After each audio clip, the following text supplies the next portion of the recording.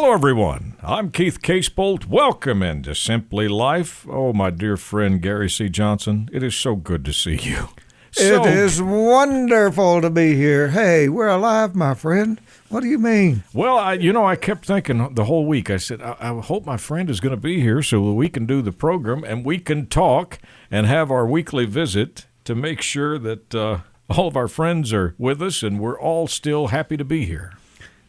Now, do you think any of our friends have got depressed over this?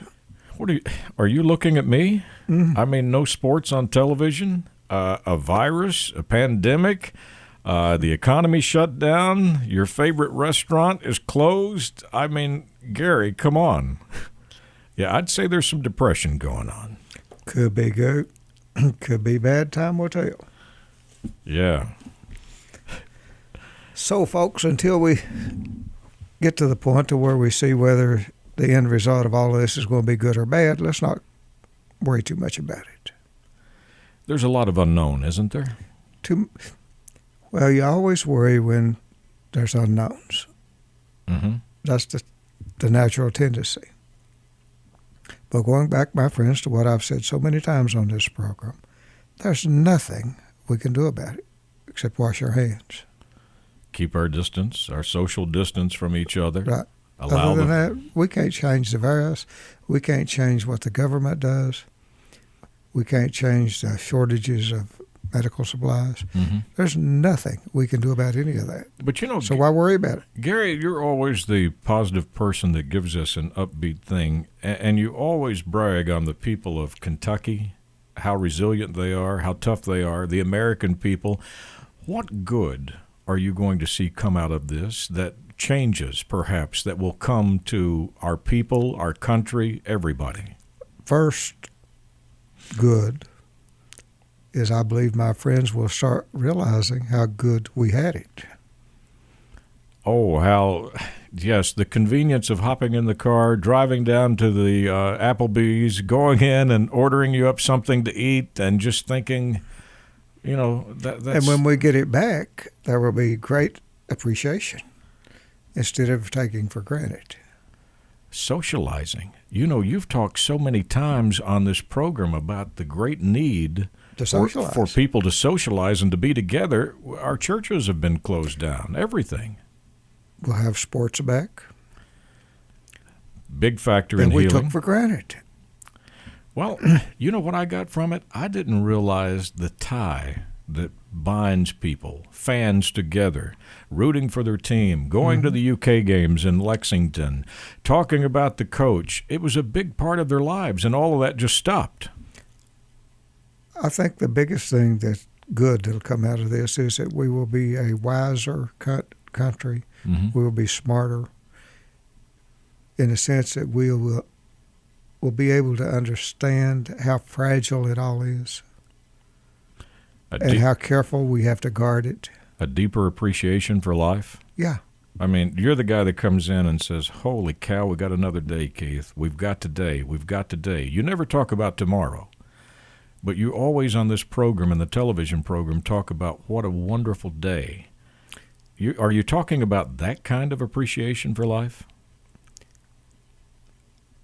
I think people will stop saying, someday I'm going to do this. I think people will start trying to live life today, understanding that how quickly it can be jerked away from you. I think people may have a chance to be happier. Really? Think about that. So you're saying with this pandemic that's happened and the threat of the major loss of life and the unknown, that maybe we'll stop grudges, maybe we'll pick up the phone and call people, make amends, maybe we'll have more empathy toward our fellow man? People are being forced to spend time with their family. Yes, they are. It might become a habit. Isn't that amazing that a board game of Monopoly with the kids and the wife turned out to be pretty fun? Yeah. Something that I probably would not have done had the ball game been on television. So really and truly, my friends that are listening, I think that we'll get through this. In fact, I'm not doubting my mind because it's America. Mm-hmm. Got through everything else, we'll get through this. And we'll come out of it on the other end wiser. Is that the key? Not just to come out of it and be okay, but when you said the word wiser, we've got to learn from this, right? Right. I think it's an experience we need to learn from. And we need to appreciate. How many times have I said appreciate the person that's putting the food on the shelves and the cashiers and those people, huh? Oh, the waitresses? And the waitresses and those people. Yeah. I think that my friends will have a whole different attitude toward those folks and life itself when this is over, because we can't take anything for granted and how bad we need each other. You know, you did a whole program one time that you and your wife Anita had talked about as you were eating breakfast, if you'll recall, about where the eggs came from. Yeah. Where the toast came from, where the bacon come from. And you talked about the truck driver, and you talked about the farmer, and then you talked about the guy who stocks the shelves of the store and the kid that bagged the groceries. And you went through this whole scenario to try to get people to appreciate that process. And now when we go to the store and we see those shelves empty, that was the first thing that dawned on me, is what you talked about. And how crucial and how bad we need each other. How totally reliant we are on each other. And when one business shuts down, it has a domino effect. Mm-hmm. I really believe that when this is over, and it will be over, there's no doubt in my mind about that, that my friends will have a different outlook on life. And it is an outlook that, if they embrace it, will make them have a chance to be much happier than they were before it ever happened. You know, I've been looking for those things that you're talking about, and in one of the addresses by the governor, he said there is no two parties. There is no Democrat or Republican right now. We're only Kentuckians. We're only Americans, Mm-hmm. and we're all trying to make it. But he was kind of reflecting the image of what you're saying you think is going to come to the people. All those petty grudges and all of that, I don't agree with what he says. I'll let it go by the wayside. When you're trying to survive? When you're trying to survive. Yes. Yeah, it's kind of hard to have anger or temper or about something or be unsatisfied when you're in the situation we're in. You become really thankful. And like I say, I honestly believe I may be wrong. I hope I'm not. But my friends that are listening to this, when it's over, will look back on it and say, there's a silver lining here. And it's how I'm changing my life. That I'm going to live. I'm going to appreciate every day. I'm going to appreciate the things that are available for me that I never appreciated before. Absolutely. I'm going to have an entirely different outlook on life in regard to my well-being, and understand how my well-being is so intertwined with everybody else's well-being. How we need other people to do well so we can do. It's the domino effect, isn't it? And I think we have a chance, except for the ones that the tragedy hits, the true tragedy hits, to come out of this, maybe going back to what America was when they came out of World War II, and have our friends look at life different, and how precious life is, and how fragile life is, and how fragile everything around us is, and why we have to be so appreciative every day of what we've got, and so appreciative of the people around us. You know, in the last couple of weeks, I've heard the phrase from the people I've interacted with, stay safe. You and your family, stay safe. Mm-hmm. People have shown the empathy and the care for each other in saying, take care of yourself. In eastern Kentucky, southern West Virginia, central Kentucky, in Kentucky, and southern West Virginia, you won't find any better people anywhere in the world. You won't find any people that with more empathy for their fellow man than in this area. And that's why I think my friends, that the tragedy doesn't strike that comes out of this will be wiser and more attuned to life and being able to live life and more than they did before because of the rat race. And Gary, the key to this is if we learn this lesson and we're more in tune, we're going to be happier. You're going to be the one that's going to benefit from it, right? It's all about being happy, really and truly. You can be happy going through this right now if you appreciate what you do have instead of whining and crying about what you don't have. Right. Because we still have more than other nations have, even with us doing without. That's a great point. I mean, it's not like we can't go through a drive-through or we can't go to the gas station or the grocery store. We can. We can get we have those cars. supplies. I mean, we can drive. We have a life still. Now, we may be inconvenienced, but that's what it is. We have so much to be thankful for of what we still have. Mm-hmm. Is the point I'm making to my friends, and you can be happy. You can look at all the wonderful things that's still here for us instead of looking at the negative of what might be. If what might be happens, so be it, we'll deal with it. But don't worry about it right now. I'm sitting here thinking you're absolutely right. If and when, and hopefully it's when, everything comes back to normal, I don't think we'll be saying, oh, I had to take my kids to Disney. We'll be saying, what a wonderful opportunity to take my kids to Disney or on vacation or to go see the UK Wildcats play in Rupp Arena. We will appreciate those events and those times. I honestly think that my friends have a chance to come out of this happier than they were when they went into it, if they have the right attitude. And look around and say, this is good. I'm still better off than most other people anywhere in the world, even with all of these inconveniences. And having said that, we do have a lot of people right now, especially the people you talked about, the waitresses and waiters with the restaurants closed. These people are suffering right now. Hopefully there is help on the way. Hopefully some things can happen to ease their burden at this time.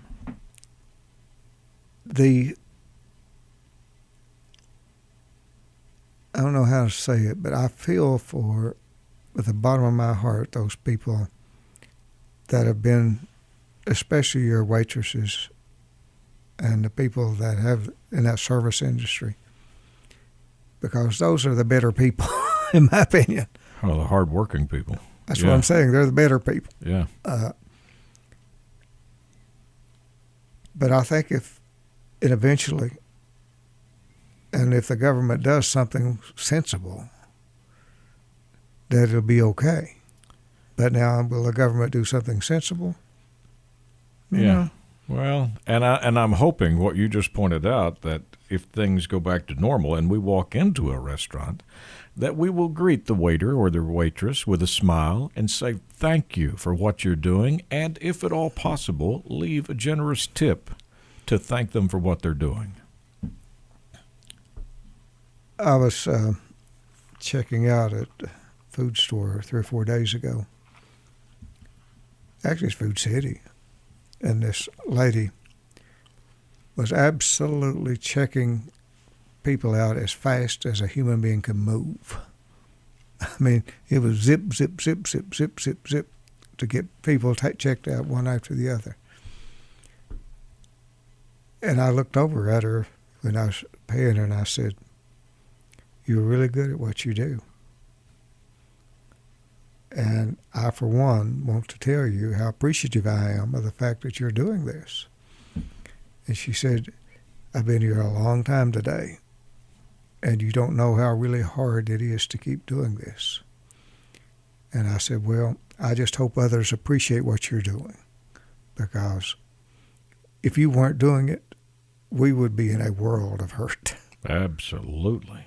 I mean, we're finding that out on a daily basis, aren't we? So, my friends, when you see people doing things like that, thank them.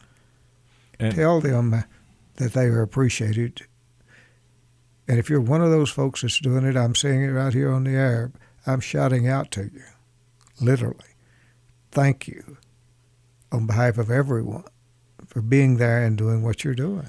You know, you make a great point there, because with the closure of non-essential businesses, still yet the essential are staying open. And these individuals are coming out, going to work in an environment. And they're risking the exposure. They're risking exposure to be there to make sure that you can get your medicine, you can get your groceries, gasoline, auto parts, whatever it may be.